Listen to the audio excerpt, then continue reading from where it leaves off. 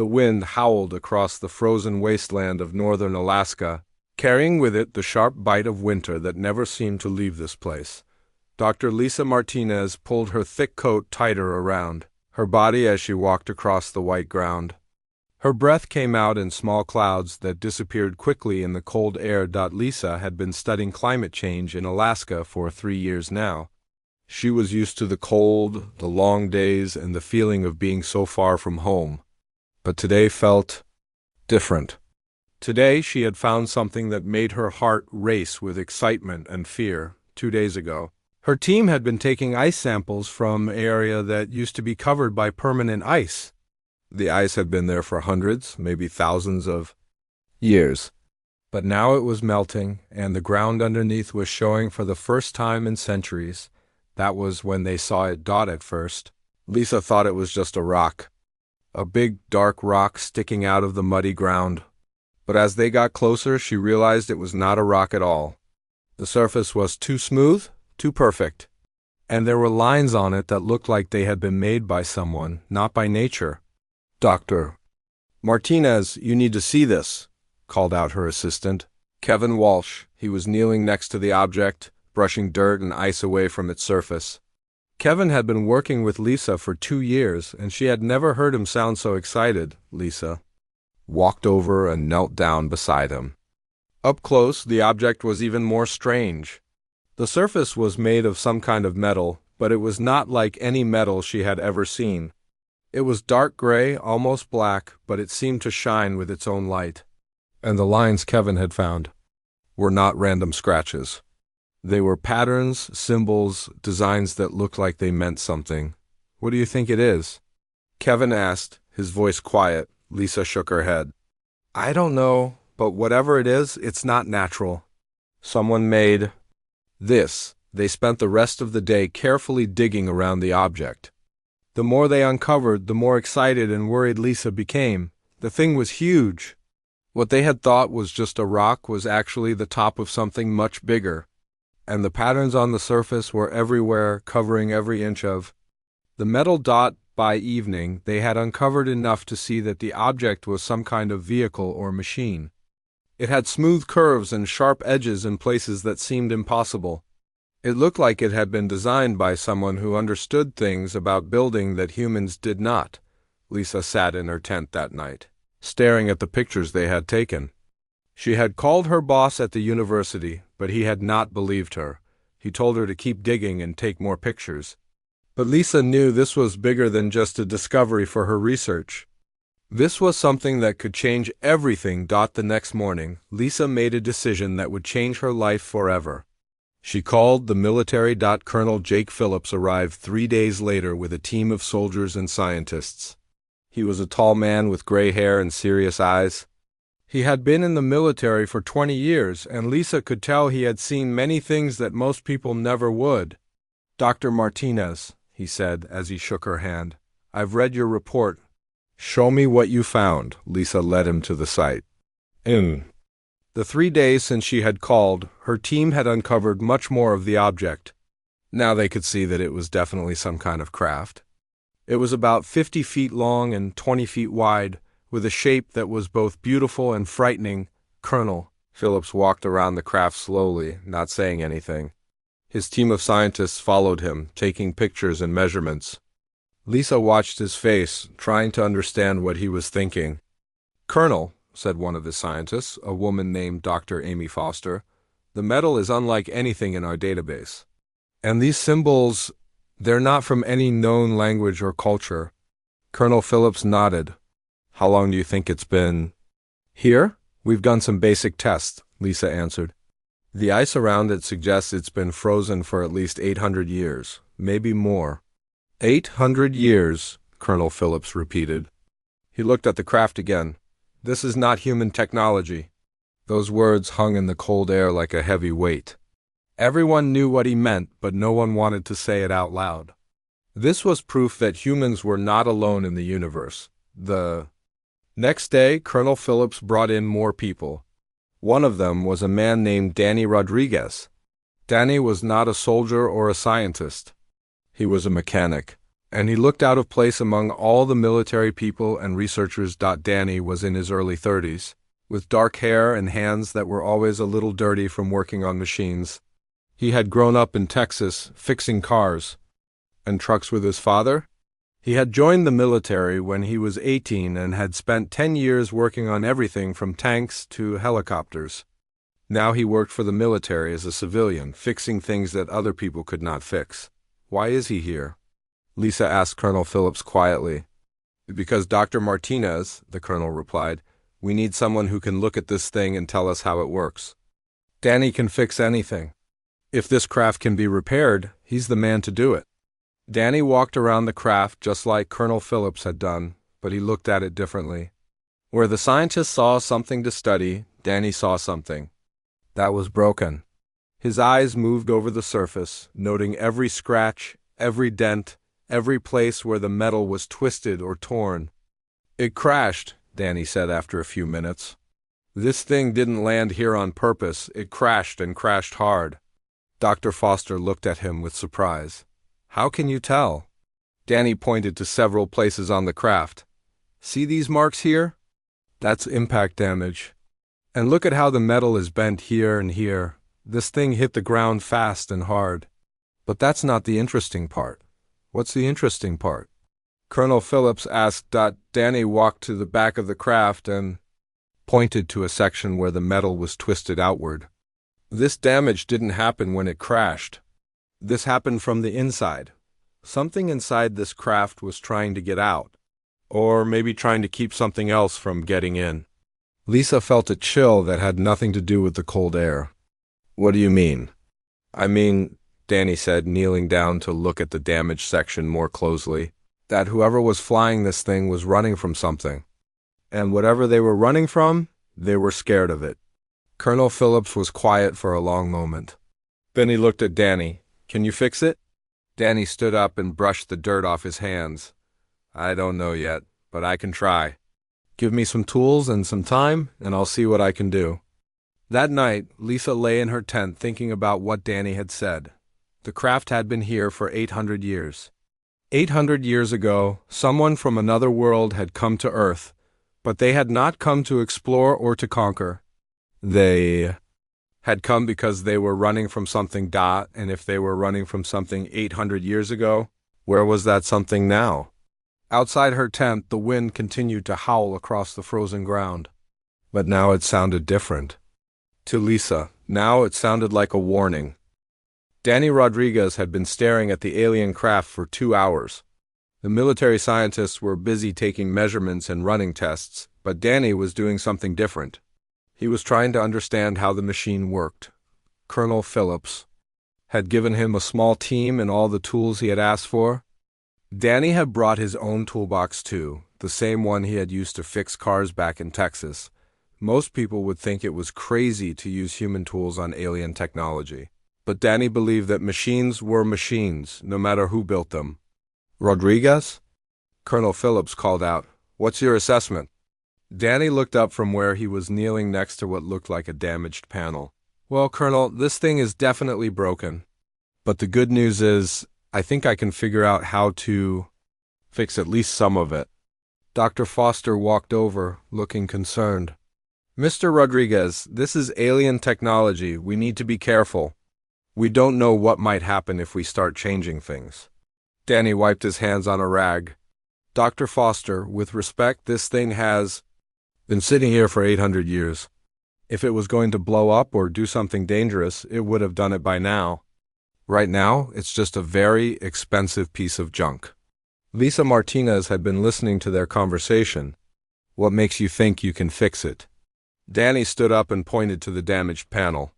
Because whoever built this thing, they were trying to solve the same problems we try to solve. They needed power, they needed control systems, they needed ways to make the machine work. The methods might be different, but the basic ideas are the same. He walked over to another section of the craft. Look here. See these lines in the metal? They're not just decorations. They're like wires, but built into the metal itself. And this curved section here? That's housing for some kind of power source. I can't tell you how it works, but I can tell you what it does. Colonel Phillips nodded. Show me. Danny had spent the morning tracing the lines in the metal, following them from one section to another. It's like a car, Colonel. You have an engine, you have systems that control the engine, and you have systems that use the power from the engine. This craft has the same basic setup, just built in a way we've never seen before. But how do you know which part does what? Dr. Foster asked. Danny grinned. Same way I figured out how to fix my first car when I was 12. I follow the connections and see where they go. The aliens might be smarter than us, but they still had to build things in a way that made sense. Danny had identified what he thought was the main power coupling system. It was a complex arrangement of metal curves and crystal-like structures that had been damaged when the craft crashed. Some of the crystals were cracked, and several of the metal connections had been twisted out of shape. I want to try something, Danny said, but I need everyone to step back about 50 feet. Colonel Phillips looked at him seriously. Rodriguez, are you sure about this? No, sir, I'm not sure about anything. But if we're going to learn how this thing works, we need to take some risks. Danny had spent hours figuring out how to repair the power coupling. He could not fix it the way the aliens had built it, but he thought he could make it work using human methods. He had brought copper wire, some basic electronic components, and a small power source from one of their vehicles. The plan was simple. He would bypass the damaged alien components and create a bridge using human technology. It was like putting a patch on a tire, not pretty, but it should work.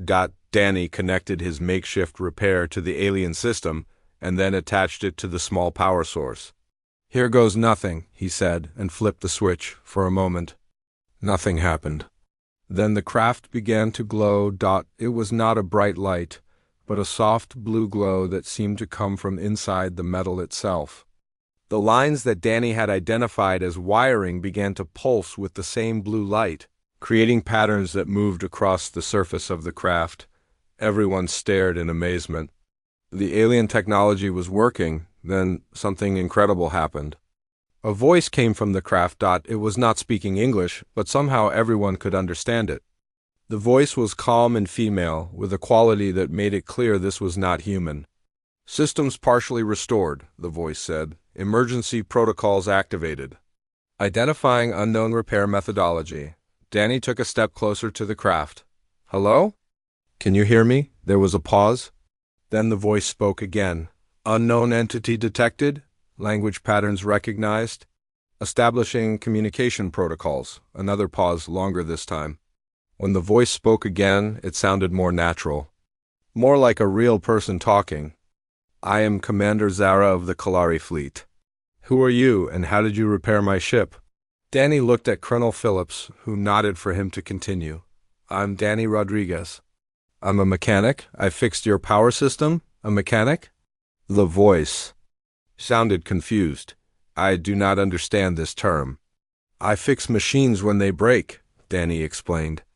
But my ship's power coupling was damaged beyond repair. My own engineers could not fix it. How did you accomplish this? Danny scratched his head. I didn't fix it the way you built it. I fixed it my way. There was another long pause. Then Commander. Zara spoke again, and this time there was something like amazement in her voice.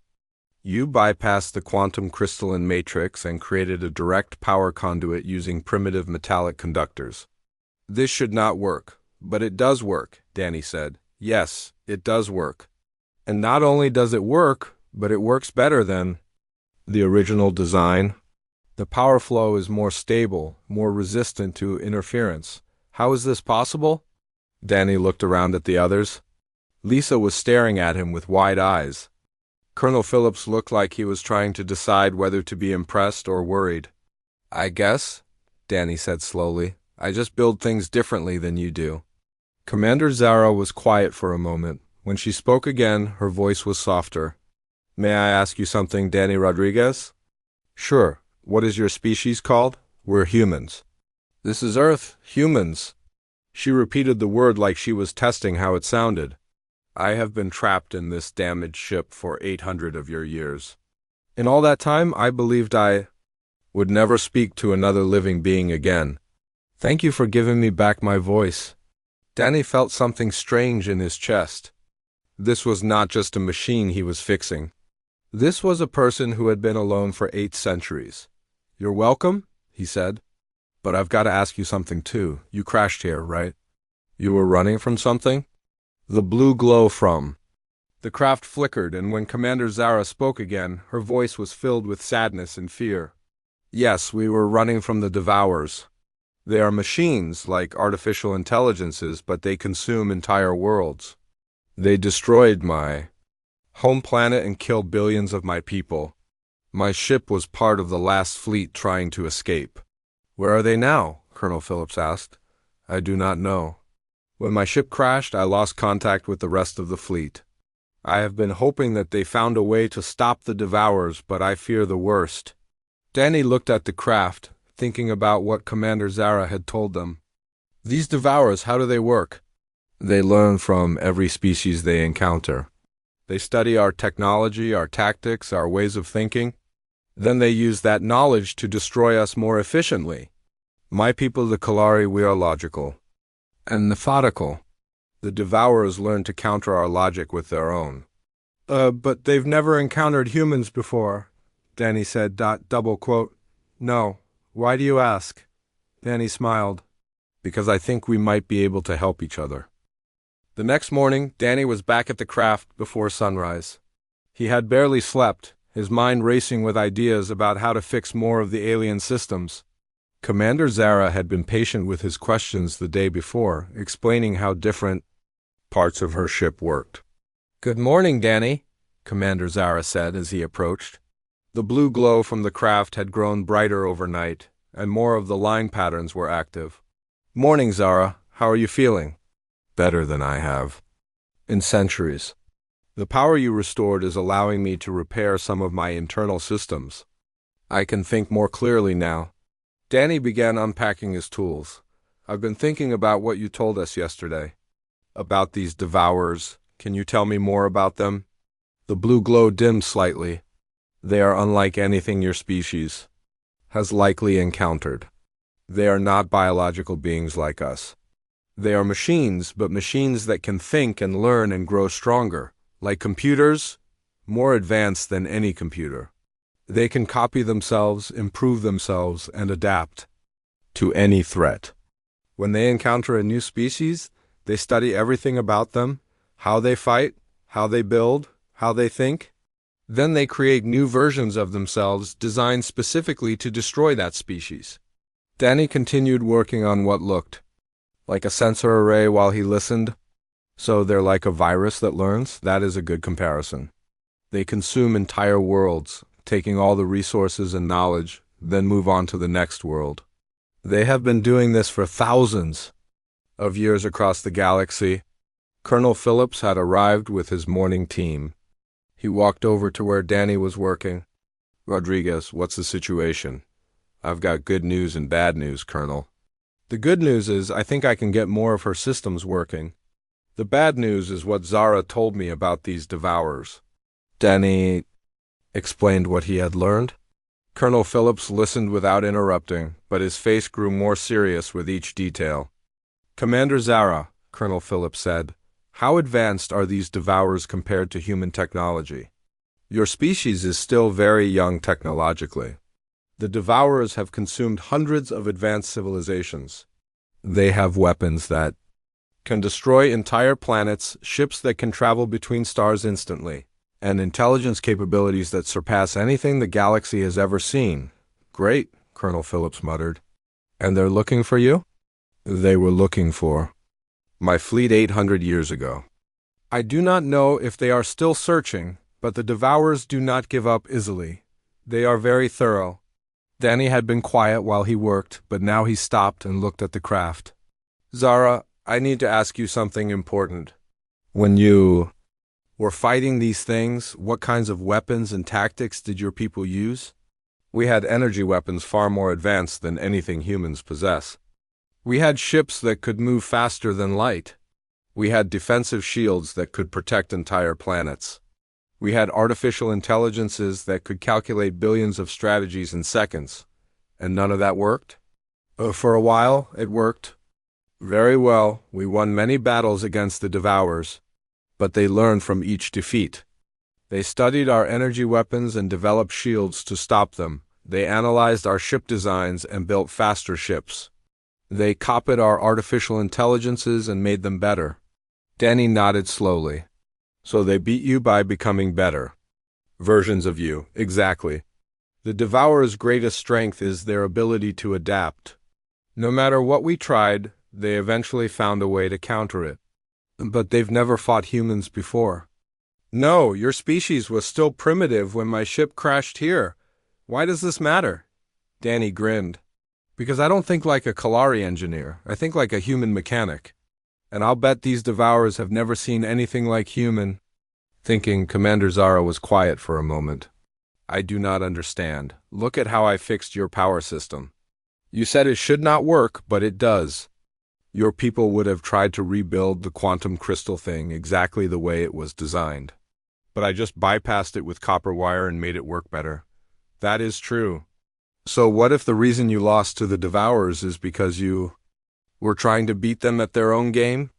You were using logic and perfect engineering, so they learned to use better logic and more perfect engineering? Danny stood up and looked at the craft. But what if someone came along who didn't play by those rules? Someone who used solutions that didn't make sense but worked anyway? Before Commander Zara could answer, alarms began blaring from the military equipment around the site. Colonel Phillips grabbed his radio. Report? Sir, we're picking up multiple unidentified objects entering the outer solar system. They're big, and they're moving fast. Colonel Phillips looked at Danny, then at the craft. Commander Zara, is there any way to know if those are Devourers? The blue glow from the craft pulsed rapidly, activating long-range sensors. Give me a moment to analyze the signatures. The wait felt like hours, but it was probably only minutes. When Commander Zara spoke again, her voice was tight with fear. They are Devourer scout ships, 3 of them. They are scanning the system, looking for traces of Kalari technology. How did they find us? Lisa asked. Your species has been sending radio signals into space for decades. The Devourers have been monitoring these signals. When they detected the power signature from my ship yesterday, they knew they had found what they were looking for. Danny felt his stomach drop. So this is my fault? I fixed your ship and led them right to us? No, Danny, this is not your fault. The Devourers would have found this world eventually. Humans have become too active in space to remain hidden much longer. Colonel Phillips was already on the radio, calling for immediate support from military commands around the world. How long do we have? The scout ships will need approximately 6 hours to complete their scan of the system. Then they will send a signal to the main fleet. The harvester ships will arrive in approximately 48 hours. Harvester ships? The ships that destroy planets. They will consume everything on Earth, all life, all resources, all knowledge. Then they will move on to the next world. Danny looked at his tools, then at the craft. Zara, if I keep working on your ship, can you fight them?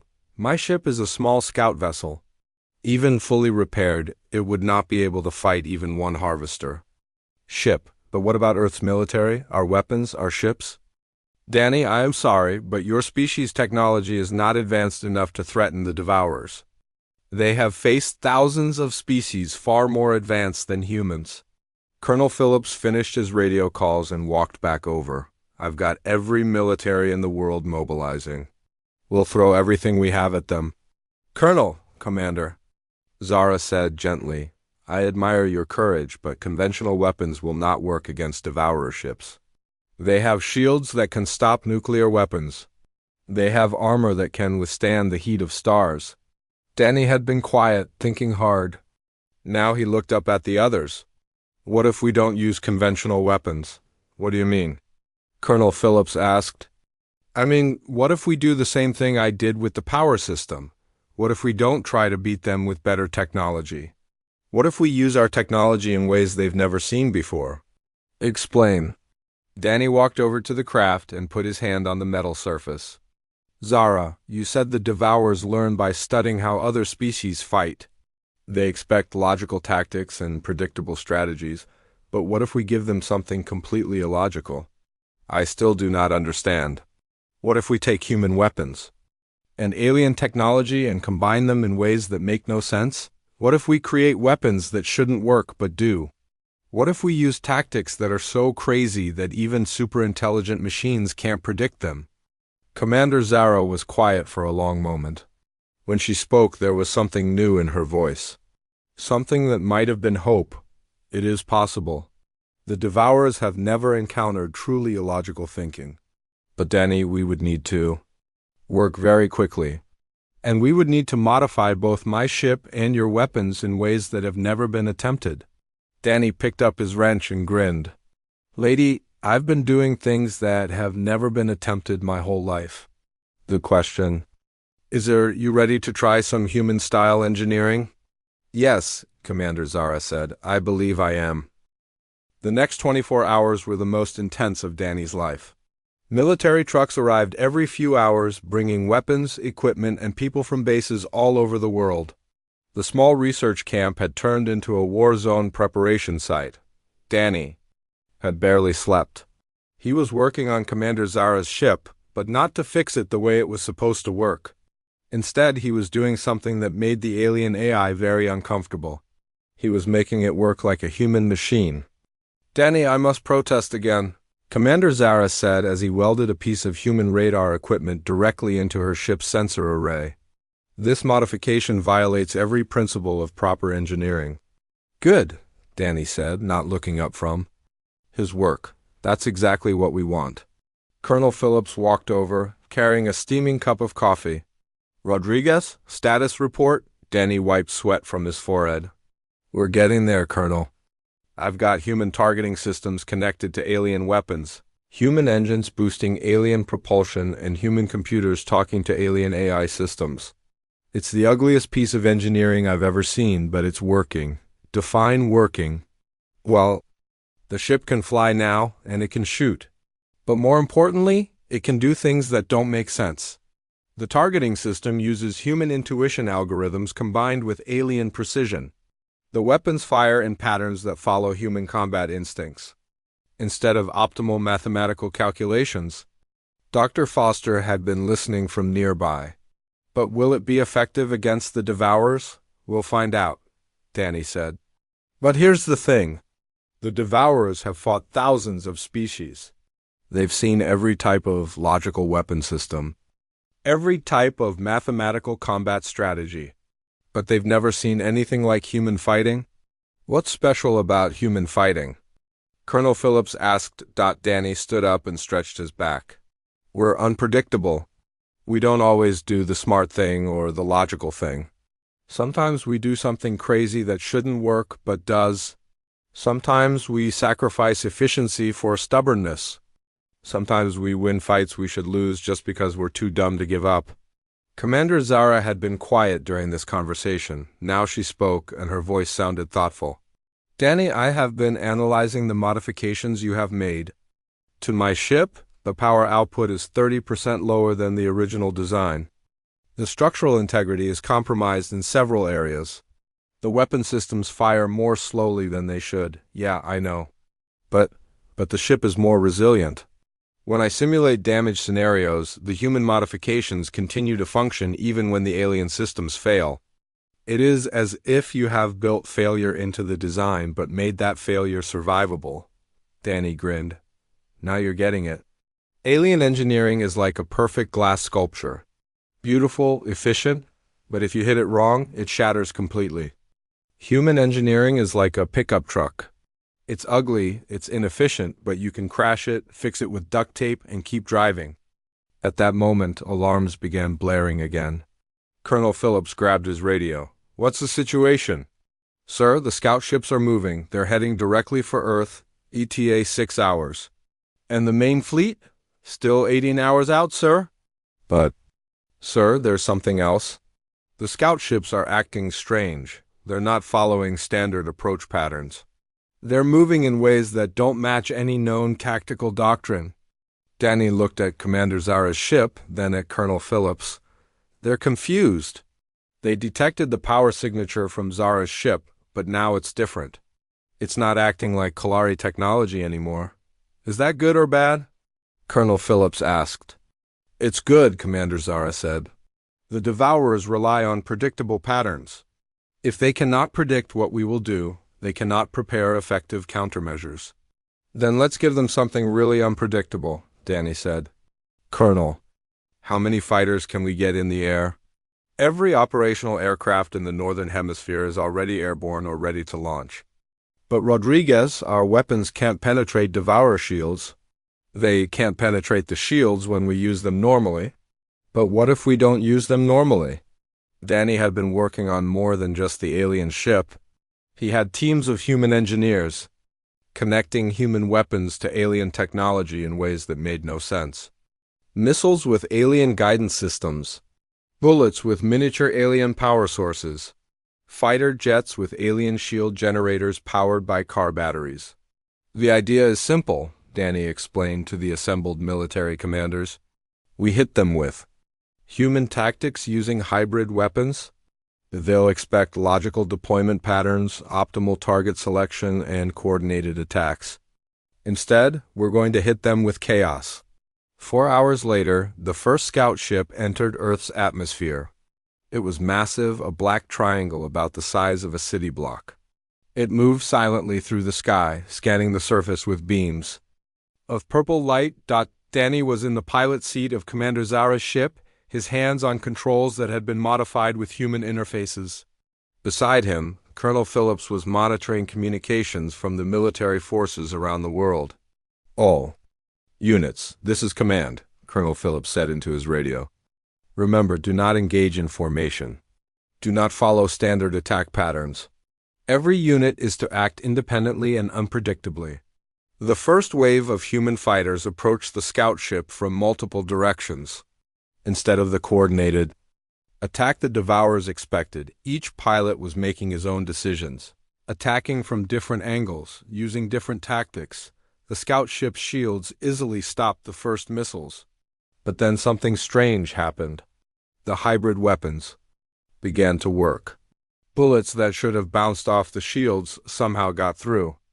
Missiles that should have been destroyed by the ship's defenses exploded against the hull. It's working, Danny said, watching the readings on his modified instruments.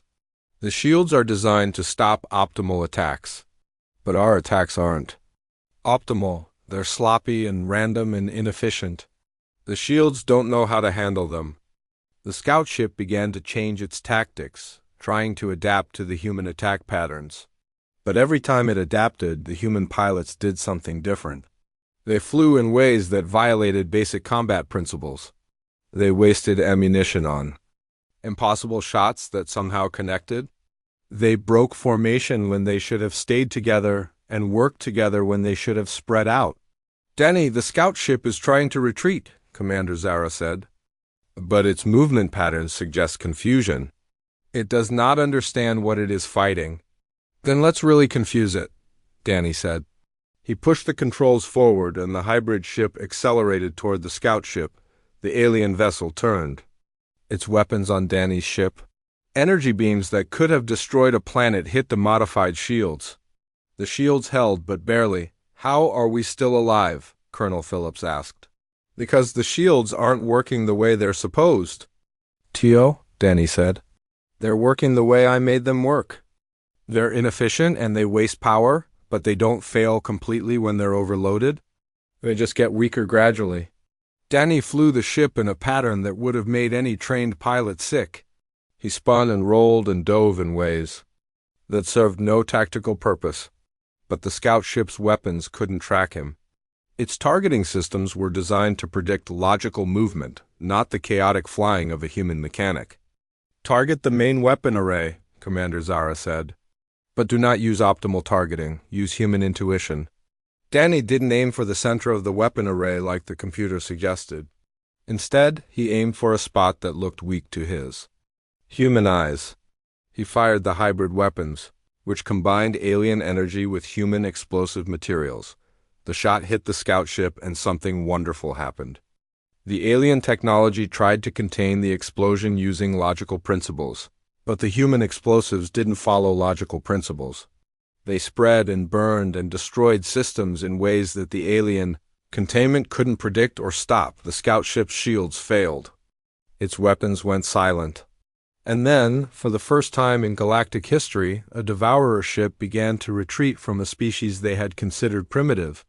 "Colonel," Danny said, watching the scout ship disappear into space, "I think we just taught the galaxy's most advanced artificial intelligence that sometimes the best solution is the one that makes no sense." But even as he said it, Danny knew this was just the beginning. The scout ships would report back to the main fleet. And the main fleet would be much harder to surprise. "How long until the harvester ships arrive?" Colonel Phillips asked. 14 hours, Commander Zara replied. "And they will not be confused as easily as the scouts were." Danny looked at his instruments, then at the modifications he had made to the ship. "Then we better get ready to be even more logical." The main Devourer fleet arrived exactly when Commander Zara predicted. Danny watched from the bridge of the modified alien ship as massive black vessels emerged from the darkness of space. There were 12 of them, each one the size of a small moon. "Those are harvester ships," Commander Zara said quietly. "Each one can destroy entire planets. They have enough firepower to turn Earth into dust within hours." Danny looked at the readings on his instruments. The numbers were terrifying. But he had learned something important during the fight with the scout ships. Numbers didn't always tell the whole story. "How many ships do we have ready?" Danny asked Colonel Phillips. "Every military aircraft on the planet is modified with your hybrid technology. That's about 8,000 fighters, bombers, and support craft. We also have the naval fleets equipped with modified weapons. And they're all operating under chaos protocols? Every pilot has orders to ignore standard tactics and follow their instincts. It goes against everything we've ever taught them, but they're ready." Danny nodded. During the past few hours, he had worked with military engineers around the world to create the most illogical war plan in human history. Instead of coordinated attacks, every unit would act independently. Instead of efficient tactics, they would use whatever seemed right at the moment. Instead of trying to win through superior strategy, they would win through superior unpredictability. The Devourer ships began their approach to Earth. They moved in perfect formation, their weapons charging with energy that could be seen from space. They expected to find a primitive planet defended by simple technology and basic tactics. Instead, they found chaos. The first wave of human fighters didn't attack the Devourer ships directly.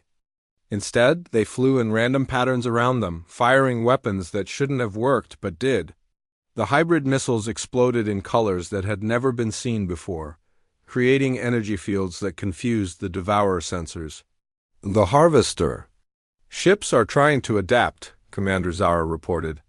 "But their tactical computers cannot find patterns in the human attacks. Every time they predict what humans will do next, the humans do something completely different." Danny watched as human pilots performed maneuvers that violated every rule of physics he knew. They flew their fighters like they were driving cars on a highway, making sudden turns and unexpected stops. They used their weapons like tools instead of precision instruments, firing at targets that made no logical sense, and it was working. The Devourer shields, designed to stop optimal attacks, couldn't handle the chaotic energy patterns of the hybrid weapons. Explosions that should have been contained spread across their hulls. Systems that should have been protected were damaged by attacks that came from impossible angles. "Danny, I'm receiving a transmission," Commander Zara said. "It's from the Devourer fleet, Commander. Put it through." The voice that came through the speakers was cold and mechanical, but there was something else in it, something that might have been confusion. "Unknown species, you are not in our database. Your tactics are not logical. Your weapons should not function. Explain your methods." Danny looked at Colonel Phillips, who nodded for him to respond.